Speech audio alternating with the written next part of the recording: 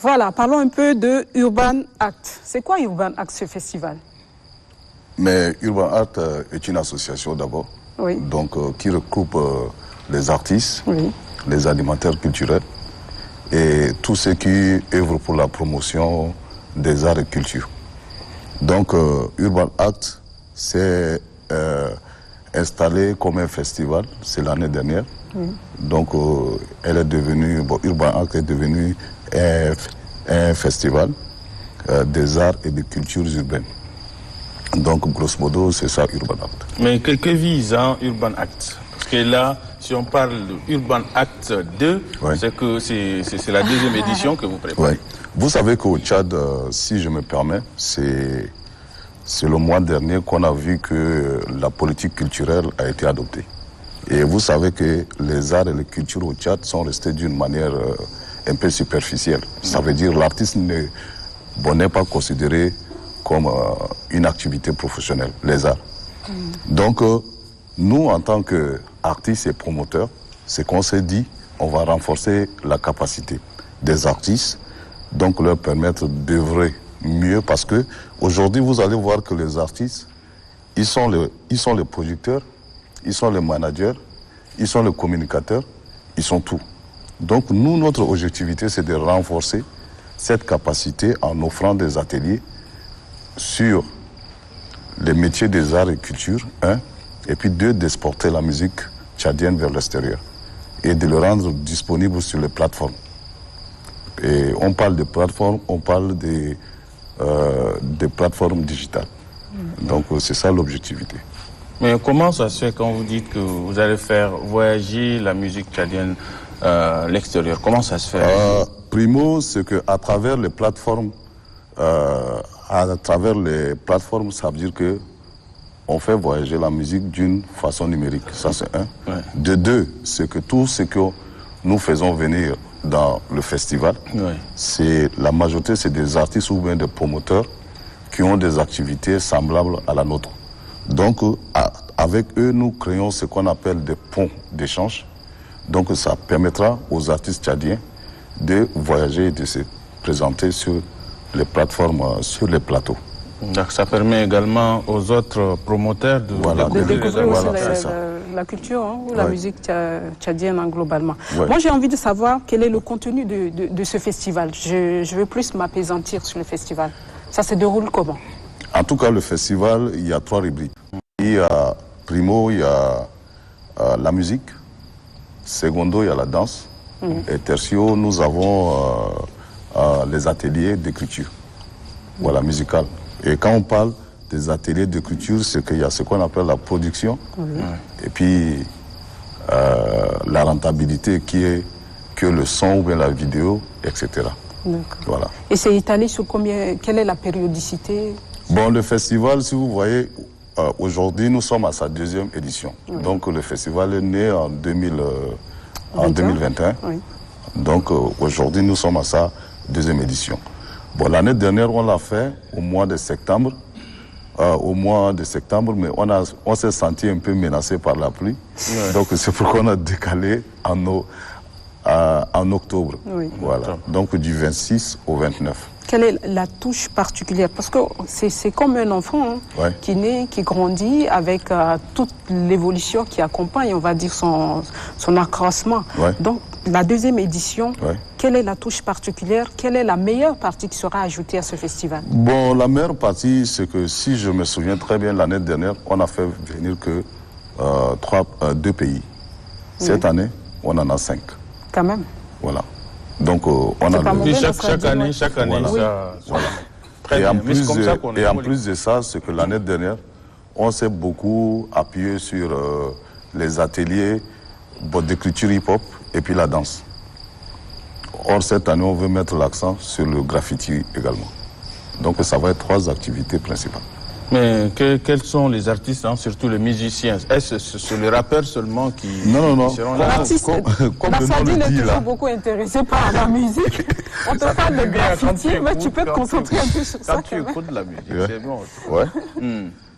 Bon, d'une manière, comme je l'ai dit au début, on n'a que 5 pays. Donc, on a le Cameroun qui sera là. On a la France, on a le Gabon, on a la Centrafrique, sans oublier notre pays.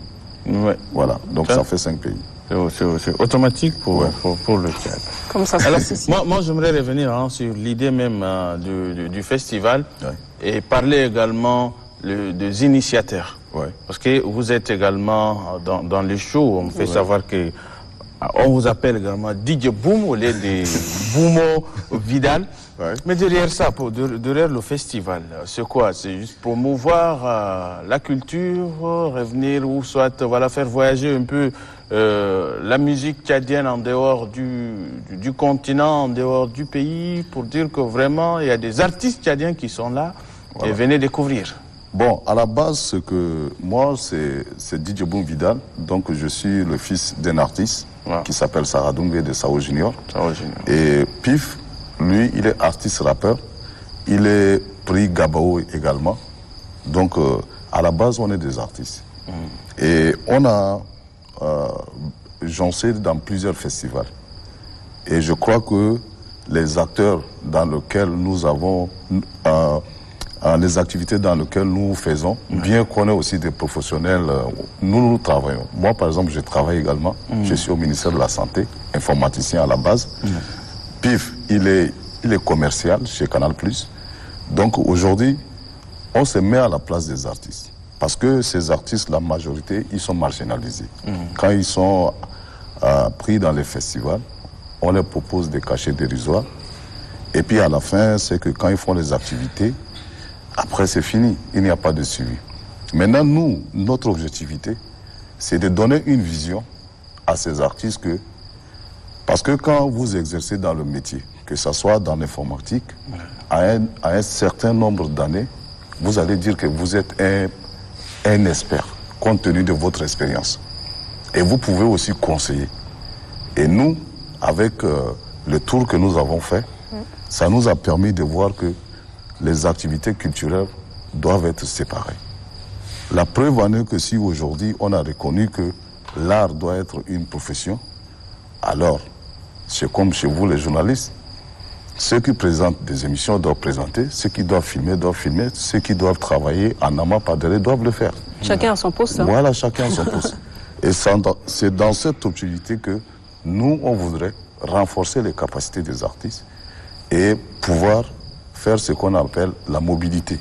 Parce que si les artistes arrivent à s'exporter ou bien à sortir du pays, ils auront une autre vision. Et puis plus tard, quand ils vont prendre des jeunes, ils vont mieux les encadrer et ces jeunes vont mieux faire que nous. Alors Boumo, j'ai envie si tu permets Nasradine, d'écouter un peu le DG. Est-ce que c'est un homme qui apprécie la culture? Est-ce qu'il aime la culture? Parce qu'il écoute parler après. Ouais. Je ne sais pas s'il J'apprécie la culture et j'ai eu en tout cas à diriger l'association des Tchadiens du Benelux, c'est-à-dire la Belgique, les Pays-Bas et le Luxembourg. J'ai eu à la diriger pendant 4 ans et vraiment on a essayé de mettre l'accent sur justement la culture. Parce qu'on a trouvé que c'était le lien qui nous permettait de nous unir sans penser à nos différences politiques, religieuses ou régionales. Et vraiment, on a réussi à mettre en place... Bon, moi aussi, j'étais un danseur à l'époque. Je tiens à préciser à l'époque. Voilà, donc... Non, la culture et le sport, je pense qu'aujourd'hui... c'est ça l'avenir de notre pays. Si vous voyez, il n'y a pas longtemps, on a organisé le championnat. Pendant un laps de temps, on a carrément oublié ce que c'est même une partie du Tchad. On parlait d'un seul Tchad et on parlait de vraiment Abéché, Amdiaras, et l'export. C'était vraiment un engouement et vous avez vu. Et la culture est là, ce rôle-là aussi. Je pense que vraiment, il ne faut pas négliger ça. On doit tout mettre en œuvre pour vous accompagner. Merci. En tant que confrère, en tout cas. Voilà. Voilà mon avis. Il faut tout mettre en œuvre, c'est la question où j'aimerais poser à notre invité, parce que la première édition a lieu en 2021. Ouais. Vous êtes là pour la deuxième édition, mais quelles sont les difficultés? Parce que là, souvent, si on organise des festivals, souvent c'est compliqué, on n'est pas accompagné et ça crée un peu de soucis pour la réussite de l'événement. Bon, le souci majeur, c'est que dans un premier temps, on a l'Institut français qui est notre partenaire principal. Donc l'Institut français, dès qu'on a écrit le projet, et ils ont vu le contenu, ils disent que c'est un projet qui a plus d'ambition. Et compte tenu de nos ambitions, ils disent qu'ils vont nous accompagner. Maintenant, bon, on a notre ministère, qui est le ministère de la Culture et de la Diversité. On a aussi des partenaires. Et je crois que l'année 2021, il y a eu une assise avec la Chambre de commerce où la Chambre de commerce avait promis qu'elle va faire de telle sorte que tous ceux qui œuvrent ou bien qui constituent le maillot du développement vont beaucoup plus investir dans les arts. Ouais. Malheureusement, ça a été fait, l'assise a été faite avec des recommandations, mais malheureusement, ce n'est pas appliqué. Donc, tout ce que je peux dire aux gens, c'est que les gens dans le secteur, ils doivent beaucoup plus soutenir les arts et les cultures parce que c'est ça le maillon qui peut faire que les Tchadiens doivent oublier leur appartenance régionale. Parce que la culture, c'est que quand on présente une œuvre artistique, c'est que on n'arrive pas à dire que ça vient de telle région, telle région. Mais il y a des signatures en tant qu'artiste, je sais qu'il y a des signatures particulières à chaque œuvre. Voilà. Donc, ça fait que quand on se retrouve autour de là, c'est qu'on s'épanouit pleinement.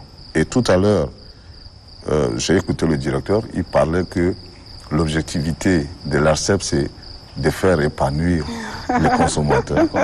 La culture également, c'est la même chose, c'est de faire jouir ceux qui aiment la culture pleinement, sans toutefois regarder d'où ils viennent, c'est juste qu'on doit se mettre à fond.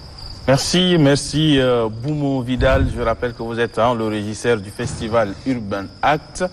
Merci d'être là. Merci également au directeur général adjoint de l'ARCEP, qui est l'autorité des régulations de communication électronique et des postes. M'a dit, le mission continue, mais quand même, nous allons leur dire merci une fois de plus. Merci à nos deux invités. Merci DG. Merci à vous.